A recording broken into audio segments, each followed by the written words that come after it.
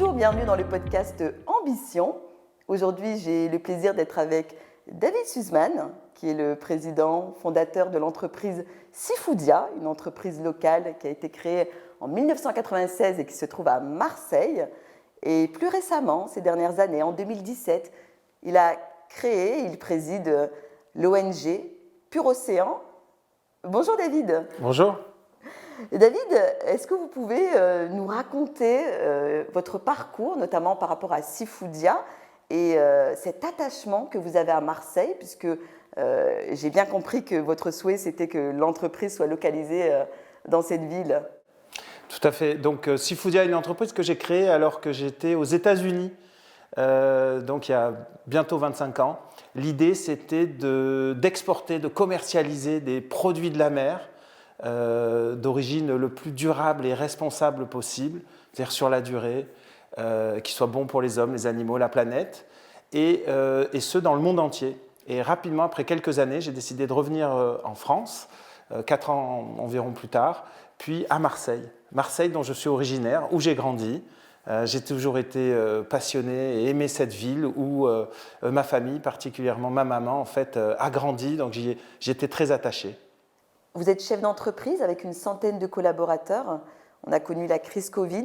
Actuellement, on connaît la crise énergétique, la hausse des prix des énergies, l'inflation. Disons que c'est une période quand même compliquée pour les entreprises. Comment vous gérez ça, David, au quotidien? Comment vous mobilisez et vous fidélisez vos équipes finalement?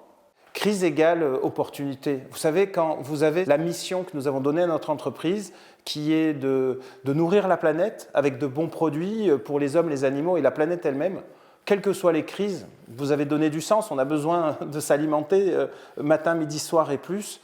Donc, en fait, nous, c'est comment nous allons grandir, prenant en compte l'environnement qui est le nôtre aujourd'hui.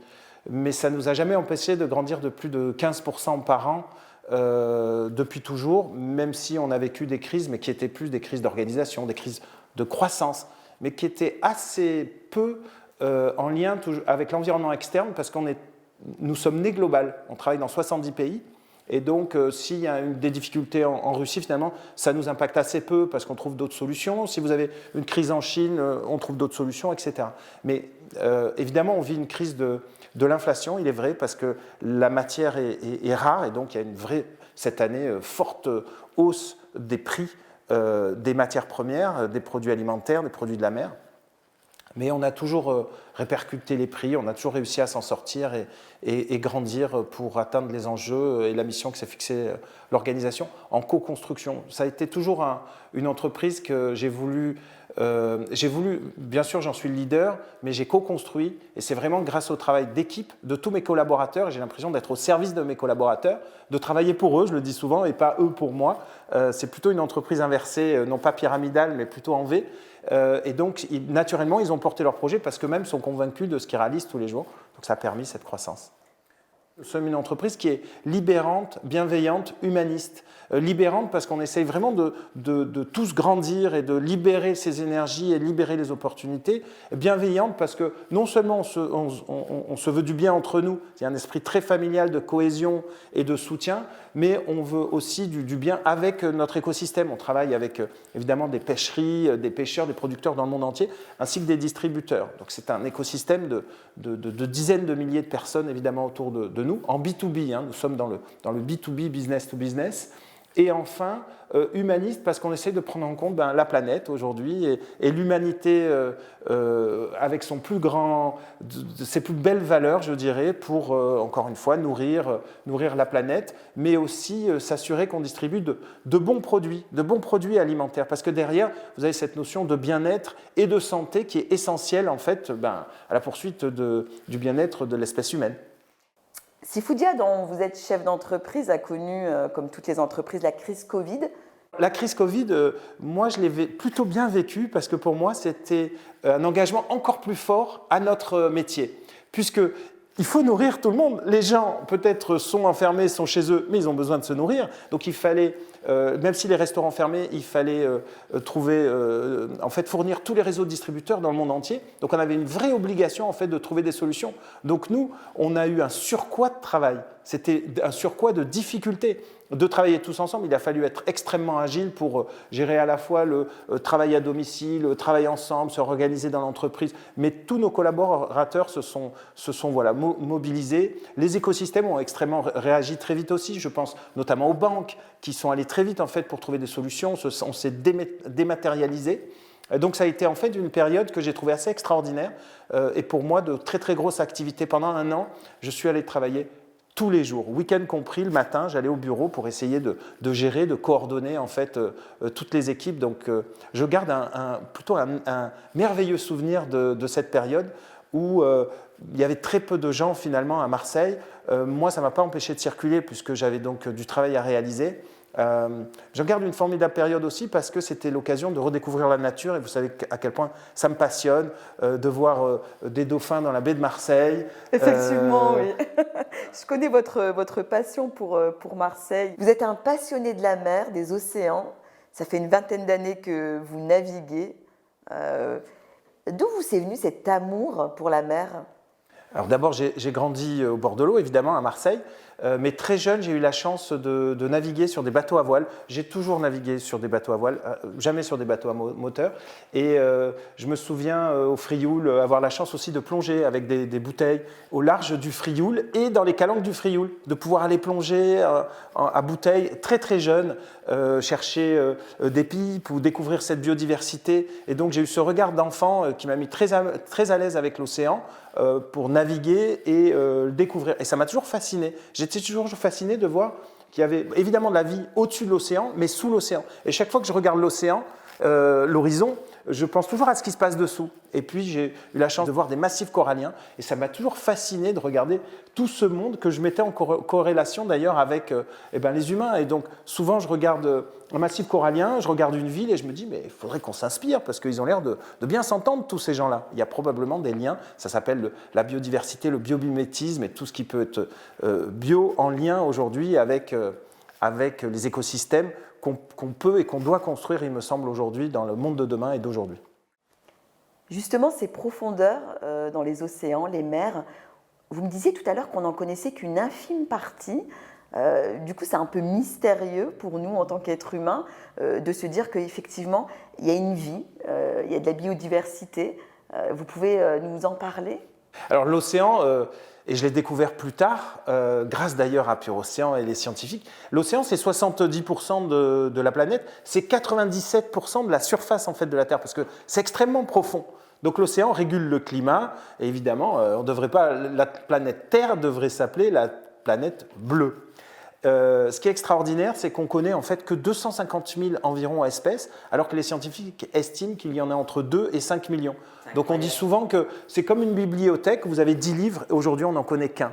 Et ma conviction, elle est que finalement, d'abord il faut évidemment préserver ce que nous avons aujourd'hui, on le sait bien avec le réchauffement climatique, les défis que nous avons aujourd'hui, on risque de perdre l'état du jardin, ce que j'appelle le jardin, il est en train de dépérir un petit peu, on n'aura pas le même jardin demain, il va falloir que nous, les humains, vivions autrement, mais c'est essayer de comprendre ce que nous avons et le préserver. Parce qu'en comprenant ce que nous avons, je pense qu'on peut construire justement un monde meilleur pour demain et les solutions viennent naturellement de la science et de l'innovation, comme d'ailleurs dans nos entreprises. Nos entreprises sont performantes et grandissent parce qu'on laisse de l'innovation et de la recherche. Et les entreprises qui ne font pas d'innovation et pas de recherche, en général, elles meurent très vite. Je pense que l'humanité, c'est la même chose. Les hommes, c'est exactement la même chose. Donc, on doit les financer des programmes de recherche et d'innovation, préserver ce que nous avons aujourd'hui, trouver des solutions pour demain, et pour un monde meilleur. Et comme tu le sais, je suis à la fois enthousiaste, mais très optimiste pour l'avenir demain, parce que je crois qu'il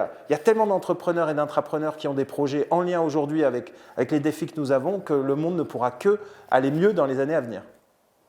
Je ressens que vous êtes un entrepreneur engagé. Et justement, sur la préservation des océans, vous avez fondé l'ONG Pure Océan en 2017. Quel a été le déclic ? Comment ça s'est passé ? Qu'est-ce que vous vous êtes dit finalement ? Parce que vous êtes chef d'entreprise, ça veut dire que vous êtes très occupé, vous avez des responsabilités pour créer une ONG, contribuer, avancer sur des sujets. Il faut du temps. Qu'est-ce que vous vous êtes dit à ce moment-là ? Oui, bon, je crois qu'on a beaucoup de temps. Vous savez, théoriquement, on travaille 40 heures par semaine, ça nous laisse beaucoup de temps si vous êtes passionné, que vous avez des projets. Donc il faut plutôt des passions ou des convictions. Et j'essaye de vivre ma vie et ma vie d'entrepreneur avec passion et conviction. Et donc ce que je me suis dit en 2017, en fait c'est un long chemin qui a commencé en 2009. En 2009, j'ai vraiment ressenti l'impact en fait du dérèglement climatique dans l'océan, de par mon métier. Et j'étais à Boston en 2009, j'ai rencontré des Inuits avec qui je travaillais et qui me parlaient comment depuis très peu de temps, pour la première fois, il n'y avait plus de glace sur certains lieux en fait, de pêche et ils voyaient de l'herbe, ce que pendant des millénaires ils n'avaient pas eu. Et donc c'était pour eux vraiment quelque chose de concret. Et donc ils avaient les larmes aux yeux, ils en pleuraient. Et à partir de là, en rentrant, je me suis dit qu'il y avait vraiment quelque chose qui n'allait pas, ça avait vraiment créé de l'émotion en moi. Et j'ai pensé qu'il fallait faire quelque chose. Donc je me suis engagé auprès d'ONG, j'ai benchmarké, j'ai voyagé, je suis allé voir tout ce qui pouvait se faire. Et rapidement, je me suis rendu compte que finalement, il y avait très peu d'ONG qui étaient vraiment autour du monde de la mer et de l'océan pour le préserver ou pour financer des programmes de recherche. Et quelques années plus tard, j'ai décidé de donc créer une ONG. Et donc j'ai travaillé sur ce que pouvait être ce concept parce qu'il en existait dans le domaine du plastique, etc. Et j'ai essayé de trouver quelque chose qui pouvait convenir aux entrepreneurs, que je pouvais incarner, qui me plaisait profondément et qui avait du sens sur le très long terme et qui pouvait avoir un impact concret, réel, immédiat avec des actions comme nous aimons faire nous les entrepreneurs, c'est de l'ultra concret. Mon métier aujourd'hui, ça fait 25 ans que je travaille avec les merveilles de la mer. L'océan est ultra sensible. Des bancs de poissons ne sont plus au même endroit, les tailles ne sont plus les mêmes. En fait, le monde marin a beaucoup évolué ces 25-30 dernières années, en plus du réchauffement. Et je le vis au quotidien, parce que c'est mon métier, parce que je travaille dans les pêches tous les jours. Et donc j'ai vu à quel point on maltraitait l'océan, on maltraitait les espèces, c'était mal placé. Et j'ai toujours été donc, sur des produits durables et responsables. J'étais sur le parallèle avec l'agriculture serait du bio ou de la permaculture. Et évidemment, c'est une corde délicate en fait. C'est comment réussir et développer son entreprise tout en impactant positivement. Et j'ai eu la conviction qu'il fallait non seulement porter ce discours tout en préservant l'océan. Je suis allé rencontrer de nombreuses ONG dans le monde entier. J'ai benchmarké, je suis allé particulièrement sur le territoire nord-américain où ils sont beaucoup plus mécènes que nous et plus engagés que nous en Europe. Et j'ai eu la conviction que non seulement il fallait les soutenir, ce que je faisais depuis déjà une dizaine d'années, financièrement, mais qu'il y avait la place pour d'autres ONG et qu'il fallait tous s'engager et pourquoi pas créer d'autres ONG. À partir de là, pour moi, c'était une nouvelle mission que je devais avoir dans mon projet d'entrepreneur, qui était de créer moi aussi une ONG. J'ai embarqué des amis avec moi rapidement qui m'ont dit, bien sûr, on pourrait y arriver. Et j'ai lancé l'objectif de lever $1 million le plus rapidement possible pour aller financer des programmes de recherche appliqués tout en préservant l'océan et en portant donc la parole qui est la nôtre chez Pure Océan. Vous parliez de pratico-pratique. Je suis un particulier ou je suis chef d'entreprise. Comment moi je peux contribuer finalement à cette préservation? Comment moi je peux apporter ma pierre à l'édifice? Alors, très facile, si vous êtes dirigeant d'entreprise ou intrapreneur dans une entreprise, vous pouvez rejoindre des ONG comme Pure Océan. Parce que nous faisons énormément nous finançons le programme de recherche, mais nous organisons des ramassages, nous organisons des événements sportifs, on se réunit entre nous pour justement parler des bonnes pratiques, on prêche la bonne parole, enfin il y a énormément de choses autour de Pure Océan. Et sinon, rejoignez des ONG, mais engagez-vous par tous les moyens. J'ai la conviction aujourd'hui que ce sont vu les enjeux dont on a tous pris conscience. Et face à ces enjeux dont on a pris conscience, réchauffement climatique, dérèglement climatique particulièrement, qui est l'enjeu du siècle principal, nous devons tous nous engager. Les entrepreneurs, les intrapreneurs, ils changent le monde. Ils ont les moyens de le faire. Vous avez la conviction que ce sont les chefs d'entreprise, les entrepreneurs qui doivent s'engager? Oui, je crois que tout le monde doit s'engager, évidemment, tous les citoyens, mais les intrapreneurs et les entrepreneurs, je dirais encore plus parce qu'ils changent le monde. Regardez, ils changent le monde. Steve Jobs change le monde. D'accord, Elon Musk change le monde, qu'on les aime ou pas. Ouais. Et donc ces entrepreneurs, en fait, dont vous faites tous partie, dont tu fais partie aujourd'hui, dont je fais partie, je pense aujourd'hui, doivent s'engager ou ils disparaîtront. Parce qu'une organisation qui ne s'engage pas aujourd'hui face aux enjeux qui sont les nôtres et qui sont les enjeux principaux ne seront pas suivis en interne, en externe. Je crois que c'est quelque chose aujourd'hui qu'on ne peut plus arrêter. C'est un mouvement qui va très très vite, cet engagement. Donc oui, les entrepreneurs changent le monde et donc doivent revoir très très vite leur organisation, d'où cette obligation de se transformer. Ils ont les moyens et l'action. Aujourd'hui, on ne peut pas faire l'autruche. Et le meilleur moyen, en fait, face à cette anxiété qu'on peut avoir, c'est de passer à l'action. À chaque fois, je dis passer à l'action. Et en passant tous ensemble à l'action, eh ben, on se réalise, on a l'impression de mener des petites actions. Et c'est toutes ces petites actions, on appelle ça le colibri, qui font en fait ce grand fleuve et ce grand changement qu'on est en train de vivre. Et je crois que c'est une croissance positive, durable, responsable qui est en train d'arriver. Par contre, il y a urgence d'agir tous ensemble. Je pense que la première chose, c'est qu'individuellement, on doit vivre différemment. On doit consommer différemment. Mais nous, individuellement, un potager, s'alimenter autrement, etc. Avoir un impact carbone différent. Prise individuelle. Deux, les organisations, les entreprises elles-mêmes doivent tendre vers un carbone prix de zéro, etc. Ce qu'elles sont en train de faire. Énormément de choses se jouent à ce stade. Deux, évidemment, on doit soutenir des ONG et faire mener des actions de mécénat et de philanthropie par tous les moyens, et beaucoup plus. Et le quatrième point, je pense que dans les cités, et donc on va voir Marseille comme une cité, on a besoin aujourd'hui de transformer aussi énormément notre vie. Et donc, c'était une bonne chose de créer les transformeurs où, de façon très inclusive, des dirigeants d'entreprise vont pouvoir ensemble transformer, proposer des projets de façon très agile, très rapide comme les entrepreneurs savent le faire pour changer le monde, l'impacter positivement en fait pour la cité. Donc dans tous les domaines, et particulièrement à Marseille, nous avons de nombreux enjeux comme vous le savez. Chez les transformeurs, donc un réseau de dirigeants d'entreprise ici à Marseille, on a de nombreux projets, on en a un peu emblématique qui est en train de sortir, le projet Plus belle ma ville. C'est 48 entrepreneurs, dirigeants d'entreprise qui vont investir et qui vont racheter un immeuble à Noailles, donc au cœur de Marseille, un immeuble délabré. On va entièrement le rénover, d'ailleurs de la façon la plus responsable possible. Il y a environ 33 habitations et on va inventer un nouveau modèle d'ailleurs économique. C'est en cours et c'est l'un des premiers immeubles parmi les 8 qu'on va essayer de rénover dans les mois et dans les années à venir. Parce que c'est évidemment une urgence qu'à Marseille aujourd'hui que de rénover les immeubles et le mieux vivre pour les Marseillais. Et nous, dirigeants d'entreprise, évidemment, on doit s'atteler à ces projets, mais tous les autres projets qui sont les nôtres aujourd'hui autour de l'éducation, du mieux vivre ensemble, etc. Voilà l'idée des transformeurs. J'ai pour habitude de terminer mes interviews en proposant des objets à mes invités. Et là, je vous propose cette tasse de café, ce smartphone, ou bien cette plante qui est derrière nous. Quel est l'objet que vous choisissez et surtout, dites-nous pourquoi? Je pense que je vais choisir la plante. La plante parce qu'elle représente la nature, la vie, la biodiversité.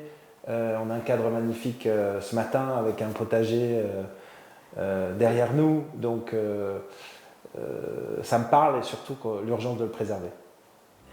Merci David pour cette interview passionnante et authentique et à très bientôt. Merci.